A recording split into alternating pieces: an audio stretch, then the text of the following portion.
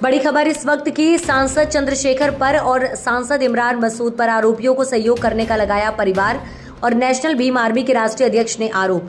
सहारनपुर के बेहट थाना क्षेत्र के ग्राम ताजपुर में सिफा नाम के फर्जी अस्पताल में सीमा नाम की युवती की मौत का मामला तुल पकड़ता जा रहा है। मेरठ नेशनल भीम आर्मी ने मृतक सीमा की परिवार के साथ प्रेस वार्ता कर बताया कि 6 तारीख से सिफा निजी अस्पताल में सीमा की मौत के बाद आज तक पुलिस ने कोई कार्यवाही नहीं की गई। सिर्फ डॉक्टर सहित 3 लोगों के खिलाफ मुकदमा दर्ज कर लिया है। नेशनल भीम आर्मी से जुड़े लोगों ने बताया कि लगातार परिवार पर थाना बेहट थाना प्रभारी दबाव बना रहे हैं। इमरान मसूद ने शिफा अस्पताल के डॉक्टर को सहयोग कर रहा है और चंद्रशेखर भी। इसी वजह से अब तक नामजद लोगों पर कार्यवाही नहीं की गई। अगर 2-3 दिनों के भीतर दलित मृतक बेटी सीमा के आरोपियों को पुलिस किसी की गिरफ्तारी नहीं करती है तो नेशनल भीम आर्मी से जुड़े लोग सड़कों पर उतरकर धरना प्रदर्शन करेंगे। सवाल उठता है कि पुलिस प्रशासन अब तक नाम दर्ज लोगों पर मुकदमे में गिरफ्तारी क्यों नहीं कर पाया है। पहले रुकने के गुहा भी है हमारे पास। जिन लेडीजों को बच्चे पैदा हुए, मैं भी गुहा है इस चीज़ की, जो उस वहाँ पे हुए हैं रात नाइट में। प्रशासन से हमारी मांग सिर्फ एक है, उन्हें गिरफ्तार किया जाए। अगर प्रशासन ने गिरफ्तार नहीं किया तो प्रशासन के खिलाफ भी हम हंगामा करेंगे। प्रशासन तो पैसा खा बैठा है। आप इस संबंध में हम एसपी साहब से मिले हैं, सीओ साहब से मिले हैं, डीएम साहब से मिले हैं, एसएचओ से मिले हैं। सबके आगे हमने बात रख दी, लेकिन किसी ने हमारी जगह कोई सुनवाई कर ही नहीं रही है। सब कहते हैं, आश्वासन देते हैं, हाँ हो जाएगा, लेकिन आज तक कुछ नहीं हुआ। आज इस काम को, इस बात को 8 दिन हो गए, 9 दिन। देखो कितने शर्म की बात है। एक हमारे समाज, आपको एक बात और पता है जी, वो जो शिफा हॉस्पिटल है जी, वो जो चलाती थी जी, जुबेदा, वो BUMS है जी, वो एक झोला छाप डॉक्टर है। हाँ झोला छाप डॉक्टर है, तो उसके खिलाफ उसके पास कोई डिग्री नहीं है। जब उनके पास डिग्री नहीं है, कोई लाइसेंस नहीं है, तो इस उसके पास तरीके कोई डिग्री नहीं है। से सिटी के अंदर इतना बड़ा हॉस्पिटल चल रहा है इस तरीके से, तो उस पर सीज क्यों नहीं लगी? अगर आज उस पर सीज लग जाती तो उस सीज बेटी तो की अब जान लगी बच है, सकती। सीज तो अब लगी नहीं, है। अब से पहले, ये कांड होने से पहले अगर सीज लग जाता, उस तरीके से उसकी जांच होकर उस पर सीज लग जाती, तो आज सीमा की हत्या नहीं होती। आज सीमा हमारे बीच, हम लोगों के बीच में होती। वो अकेली पूरे परिवार का पालन पोषण कर रही थी। बताओ कितने शर्म की बात है। मेरा नाम लोकेश कटारिया है, मैं नेशनल भीम आर्मी का राष्ट्रीय अध्यक्ष हूँ।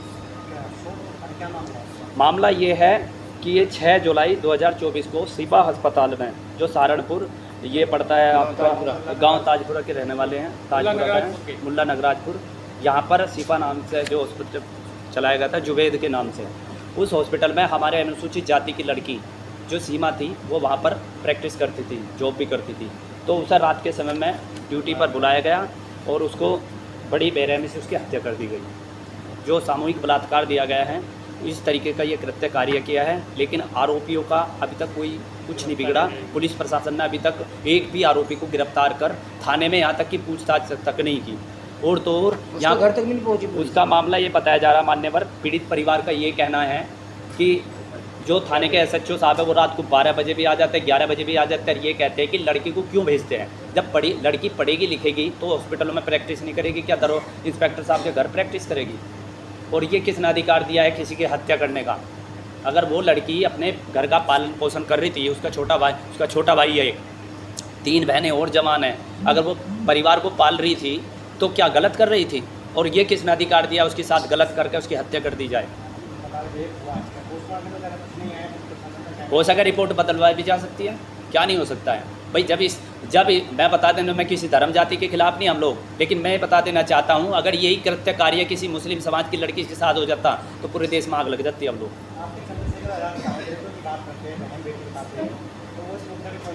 उनका आपसी भाईचारा खत्म हो जाएगा। दलित मुस्लिम का जो भाईचारा चल रहा है उनका वो खत्म हो जाएगा। उन्हें समाज से मतलब नहीं है। आज ना उन्हें दलित दिख रहा ना कुछ, बस कहने में और करने में धरती आसमान का फर्क है। इस मामले में हम लोग, आज हमारी प्रेस कॉन्फ्रेंस है, हमने मीडिया बंधुओं को पहले बताया चाहना था, क्योंकि दुनिया के अंदर मीडिया को चौथा स्तंभ बताया जाता है और मीडिया चाहे तो किसी को भी इंसाफ दिला सकती है, चाहे कुछ भी कर सकती है। तो हम सबसे पहले यहाँ मीडिया बंधुओं से भी ये रिक्वेस्ट और इसी वजह से बुलाए कि अगर इसमें आरोपियों को जल्द ही गिरफ्तार नहीं किया गया तो हम यहाँ पर या तो रोड पर बैठेंगे पीड़ित परिवार को लेकर, या एक ऐसी महापंचायत करेंगे कि बहुत बड़ा जन सैलाब आएगा, फिर उसका जिम्मेदार पुलिस प्रशासन हो गया। इसमें 3 लोगों के खिलाफ मुकदमा दर्ज किया है, गिरफ्तार कितनों को किया है, पूछताछ के लिए कितनों को बुलाया है। भाई जो तो जुनेबा है डॉक्टर, जो हॉस्पिटल का मालिक है जुबेद, जो हॉस्पिटल में बुला रहा है, मेन आरोपी तो वो है, और बाकी उसके 2 जो साथी है या अज्ञात में, उन लोगों को अगर जुबेद को पकड़ कर उससे सख्ताई से पूछताछ की, कोई प्रूफ तो होगा, कोई उनके पास सीसीटीवी कैमरे तो होगे जाते हुए कि जब उन्होंने बुलाया तो वो कैसे चली जाएगी। ये तो बचने के लिए जुबेद कहानी बना रहे हैं। अगर सही तरीके से पुलिस के उस पर फट्टे बच जाए तो वो सही तरीके से बोलना शुरू कर देगा। अगर पुलिस प्रशासन की बस की बात नहीं तो हमें सौंप दो, हम अपने आप इलाज कर देंगे। नहीं, जब लड़की को सूचना आई, घर वालों के पास सूचना आई कि लड़की कहाँ है, ये क्या कहा था आपको? हमारे पास रात को 8:30 बजे फोन आता है कि आज सीमा जो है यही हॉस्पिटल में रुकेगी, आज हमारे पास 2 डिलीवरी है। कभी ऐसा नहीं कोई पहली बार रुकी है, पहले भी रुकती थी, पता नहीं कितनी बार रुक चुकी है। तो फिर जो है उसके बाद जो वो रात को वहीं रुकी, हमें तो सकून था भाई पहले भी रुकी है, कोई पहली बार तो नहीं रुकी। उनका ये कहना है 6 बजे के बाद किसी को रोकते नहीं। अजी नहीं, पहले भी रुकी है, उसके पहले रुकने। मेरा नाम शालू है। क्या पूरी घटना? मैं अपने हॉस्पिटल में ड्यूटी के लिए निकल गई थी। मैं भी प्रैक्टिस कर रही थी मेडिकल लाइन में। तो मैं सुबह निकल गई थी 6 तारीख को, 9 बजे निकल गई थी सुबह को। तो मेरे को फ़ोन आता है वहाँ से हॉस्पिटल से, मेरी बहन के हॉस्पिटल से मुझे वहाँ से किसी स्टाफ ने फ़ोन किया था, कि तुम्हारी बहन की तबीयत ख़राब है। मैंने फ़ोन पे पूछना चाहा कि मेरी बहन को हुआ क्या। कहने लगी कि दीदी जल्दी आ जाओ, आपकी बहन की तबीयत ख़राब है। मेरे जो सर हैं वहाँ पे, मैंने उनकी इजाज़त ली। मैं कहा सर मेरी बहन की तबीयत ख़राब है, मैं हॉस्पिटल जाना चाहती हूँ। उन्होंने कहा ठीक है चले जाओ। मैं चली गई। तो जैसा मैं वहाँ पे पहुँची, मुझे वहाँ पे स्टाफ मिला और स्टाफ से मैंने पूछा कि क्या हुआ है, मतलब कि मेरी बहन कहाँ है। वो कहने लगे कि बैठो 1 मिनट, तुम सीमा की बहन हो? मैं कहा जी हाँ सीमा की बहन हूँ। कहने लगे बैठो 1 मिनट, अभी मिलवा रहे। मैं बैठ गई। मैंने सोचा कि कहीं इतनी सीरियस कोई प्रॉब्लम थोड़ी ना होगी, बैठी हूँ कोई नहीं। उधर से मैडम आ रही थी, डॉक्टर जुनेबा। मैंने उनसे पूछा मैडम मेरी बहन कहाँ है? कहने लगी सीमा की बहन हो। उन्होंने भी मुझे फर्स्ट बार देखा था, मैंने भी उन्हें फर्स्ट बार ही देखा था, बस मैंने फ़ोटोज़ वगैरह या वीडियो कॉल पर देखा था उन्हें, वैसे मैंने नहीं देखा। तो मैंने उनको पहचान लिया। मैंने कहा मैडम मेरी बहन कहाँ है? कहने लगी सीमा की बहन हो। मैं कहा जी हाँ। कहने लगे अब बैठो 1 मिनट में हाथ धोया हूँ। मैंने कहा कि ठीक है जाओ हाथ धोया हूँ। तो वो जैसा हाथ धो के आई, मैंने कहा मैडम मेरी बहन कहाँ है? उन्होंने कुछ नहीं बताया, अंदर चली गई। मैंने कई बार पूछा कि मुझे बता दो मेरी बहन कहाँ है, किसी ने कुछ नहीं बताया। तो मैं ज़बरदस्ती अंदर चली गई। वहाँ पे देखा तो मैंने पूछा मैडम मेरी बहन कहाँ? मैडम कहने लगी कि वो पड़ी है वहाँ पे। तो मैंने देखा जब मेरी बहन के मुंह पे ना रुपट्टा पड़ा हुआ था और कपड़ों में ही टॉयलेट और पोटी दोनों हुए हुआ था। तो जब मैंने देखा, मैंने बोला मैडम को कि मैडम मेरी बहन को हुआ क्या है? मैडम कहने लगी, मैडम बोल रही थी कि बेटा इस बार पहले देख लो इनको, कोई बात। मैंने देखा और मैंने कहा मैडम इनको टॉयलेट हुआ है। कहने लगी इसके पास मत लगना।